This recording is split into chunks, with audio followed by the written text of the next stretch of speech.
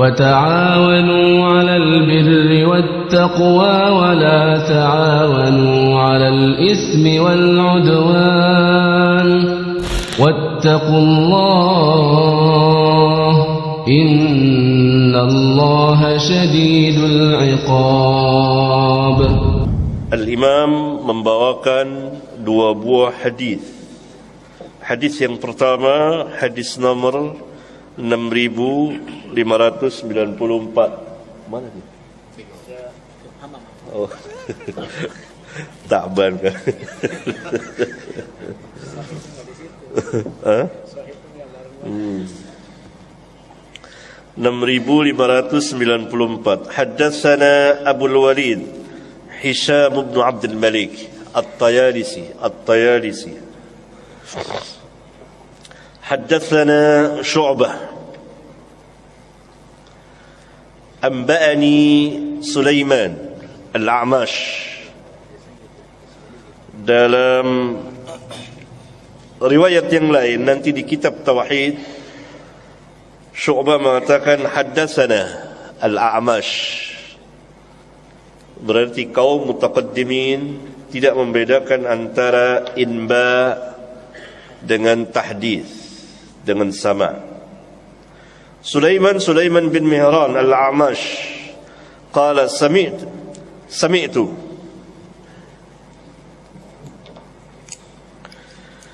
Zaid bin Wahb an Abdullah yani Ibnu Mas'ud. Al-Imam rahimahullah ta'ala meriwayatkan bi isnadihi, dengan sanadnya. Ikhwan, bukan hadis kalau tidak ada sanad. Tidak boleh kita terima hadis tanpa sanad. Sanad itu telah tertuang di riwayat-riwayat para imam. Karena itu kalau ada hadis yang beredar dan tidak ada yang meriwayatkannya, siapa yang meriwayatkannya, tidak boleh kita terima. Pertama, kalau ada yang meriwayatkannya, maka harus diketahui bagaimana kedudukan hadis tersebut, sah atau tidak. Kalau belum tahu, jangan dibawakan, berbahaya. Hadis harus ada sanad.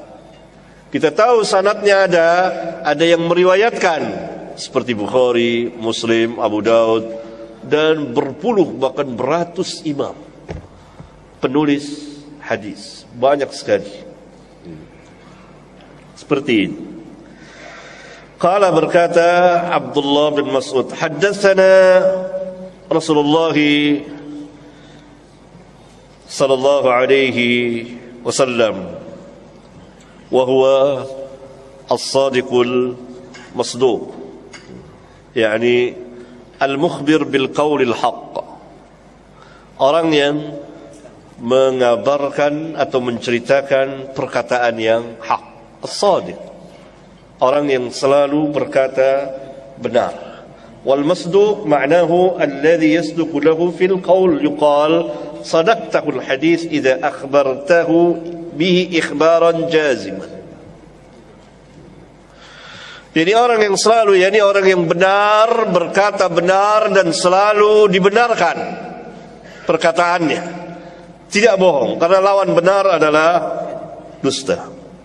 Qala inna ahadakum yujma', sesungguhnya salah seorang dari kamu yujma'u, dikumpulkan, fi batni ummi, dalam riwayat yang lain di Sahih Bukhari ini juga dan yang lain-lain, berupa nutfah. Kalimat yujma' kan menunjukkan tadinya bercerai.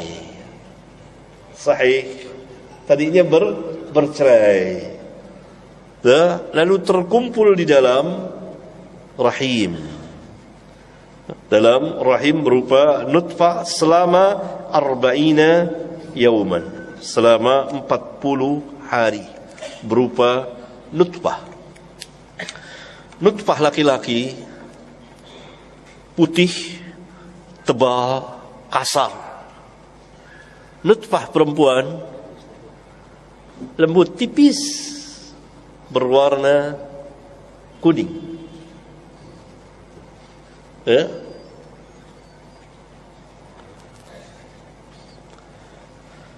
Nutfah laki bertemu dengan nutfah perempuan, nutfah laki cerai tadinya dikumpulkan apabila kan salah satu saja yang masuk ke dalam rahim. Rahim, tempat yang kokoh, masuk di situ. Selama 40 hari berkembang.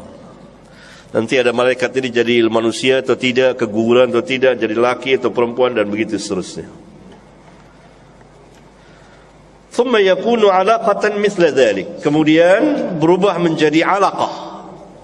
Alaqah sesuatu yang tergantung. Darah, biasa diterjemahkan segumpal darah. ثم يكون مضغة مثل ذلك. Kemudian 40 hari tadi kedua berupa alaqah.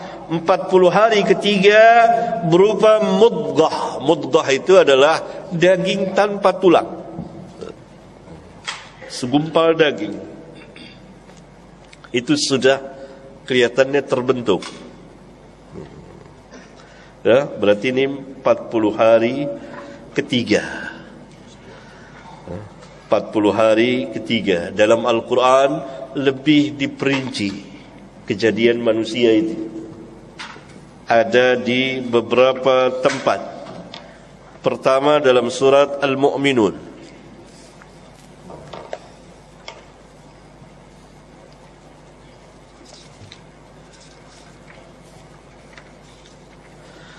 Di awal surat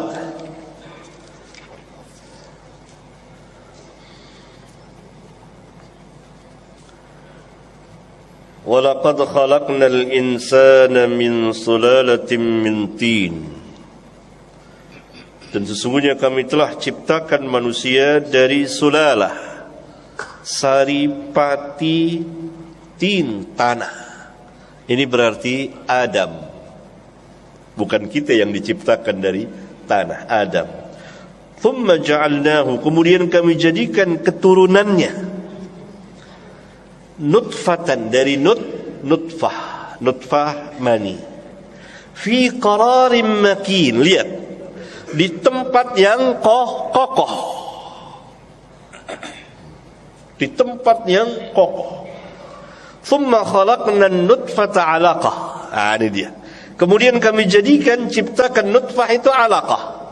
Di hadis menerangkan kapan prosesnya, 40 hari. 40 hari berupa nutfah, 40 hari berupa alaqah. Fa khalaqna al-'alaqata mudghatan. Kemudian kami ciptakan al-'alaqah itu menjadi mudghah. Fa khalaqna al-mudghata 'idhaman. Kemudian kami ciptakan mudghah itu tulang belulang, tulang-tulang. Berarti prosesnya di 40 hari atau kira-kira memasuki 40 hari ketiga, maka mulai terbentuk menjadi manusia, jisimnya.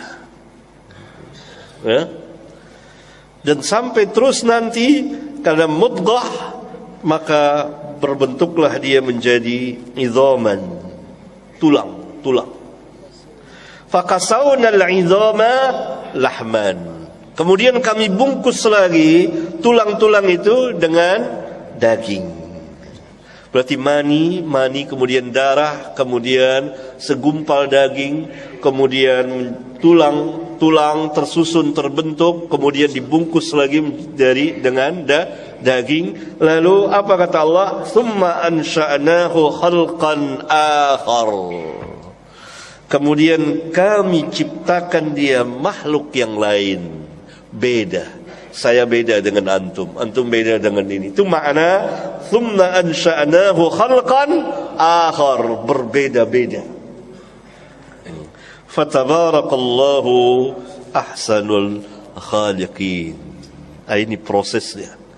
Berarti 120 hari itu ke atas mulai tulang. Kemudian nanti terus berjalan sampai 9 bulan, ia terbungkus, jadilah lengkap manusia itu. Thumma ansha'nahu khalqan akhar. thumma innakum ba'da dzalika lamayitun. Kemudian sesudah itu kamu akan mati, berada di alam kubur. Thumma innakum yaumal qiyamati tub'atsun. Nah, gitu. Proses kejadian manusia, jadilah dia dalam perut ibunya, kemudian keluar ke dunia, kemudian mati, berada di alam kubur, kemudian Allah bangkitkan lagi. Thumma yab'atsu Allahu malakan. Kemudian Allah mengutus seorang malaikat.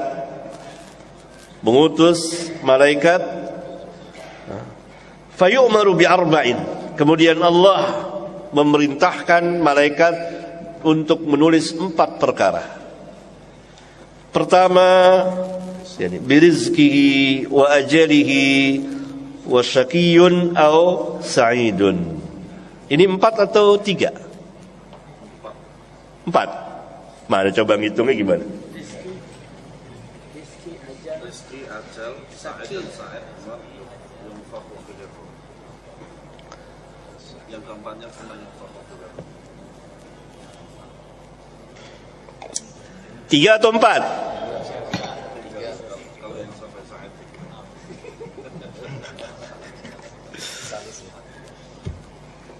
3 atau 4? Hah? Hah?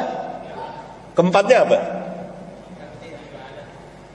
Kan Nabi bilang 4. Mesti ada 4 toh kalau di 3. Yang keempatnya adalah amalnya. Tidak di sini diringkas.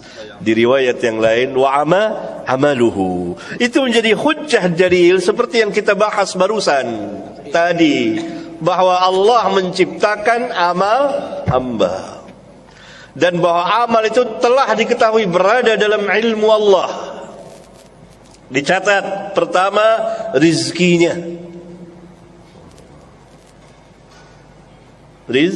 rizkinya.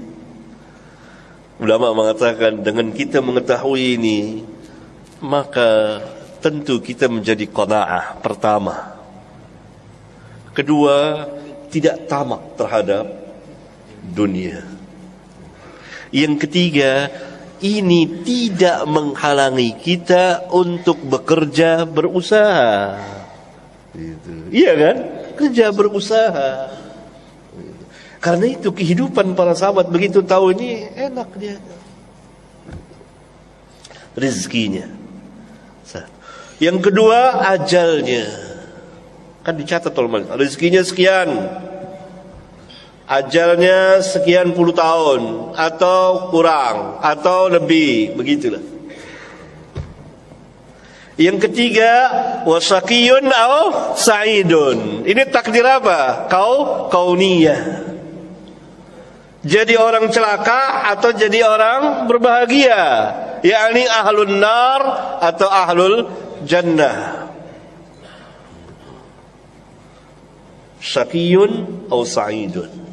Ini yang ketiga. Ini malaikat ini. Ini apa ya Allah? Syaqi, sa'id. Syaqi, sa'id. Kita semua sudah tercatat ini. Ditentukan. Namun ini rahasia Allah Jalla Dzikruhu. Yang keempat amalnya dalam riwayat yang lain. Kemudian thumma yunfakhu fihi ar-ruh. Kemudian ditiuplah ruh, hiduplah dia. Oleh karena itu, apabila keguguran di usia 4 bulan, 4 bulan, maka dia nifas di usia. Apabila seorang wanita keguguran di usia 4 bulan ke atas, 120 hari ke atas, maka berlakulah hukum nifas. Berlakulah hukum nifas. Sebagian ulama mengatakan sebelum 120 hari, apabila keguguran di usia memasuki 40 yang ketiga, dan sudah terbentuk jasadnya, kepala, tangan, kaki terbentuk, maka dia pun nifas walaupun belum ditiupkan ruh. Ya. Dan menggugurkan kandungan seusia ini berarti pembunuhan. Bagaimana yang sebelumnya? Tentu kezaliman, penganiayaan terhadap makhluk janin. Dan Islam yang pertama kali melarangnya.